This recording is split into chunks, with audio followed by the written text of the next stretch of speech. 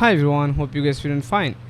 This video will be short, and in this video I will try to show you how we can create multiple work trees for your agents. So let's say you have a project or product which is open source, or forget about open source, you have a project which has tons of bugs and you have to fix it.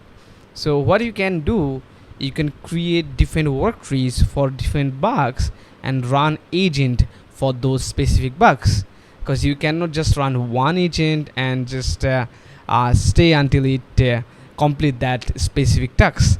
So in this video we'll exploring something called GW3.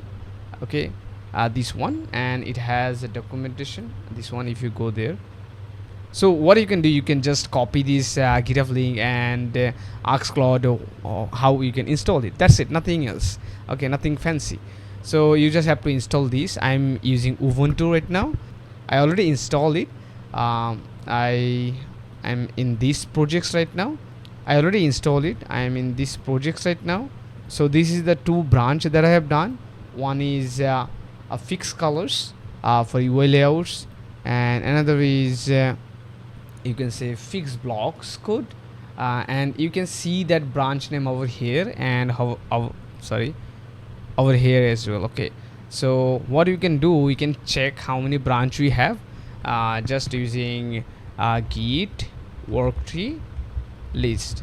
So right now I have 3 branch including main, and what you can do, you can create another branch. So for that you have to just do tree and then add, and so I will do this enter, and then it will be add new blocks, and then if I hit enter, it will create another branch. Okay, another work tree, you can say. So this one, so what it does, it always create a default branch called UI layouts add. So you can remove this branch because we don't need it. What you can do, you can just do git work tree remove. So right now if you check the branch name, I mean how many branch we have, it will be just work tree list. So right now we have 3 different branch, 4 different branch including main. So what we can do now, we can run different agents, right?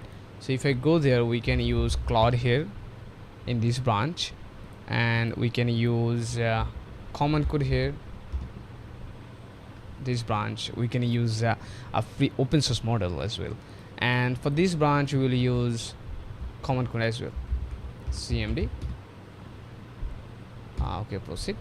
So now we can ask the agent to do all the things that we want. Why we can ask the agent to fix the issue. So this is the simplest way to use different agent for different tasks with the different branch or work tree. So I hope you like the video.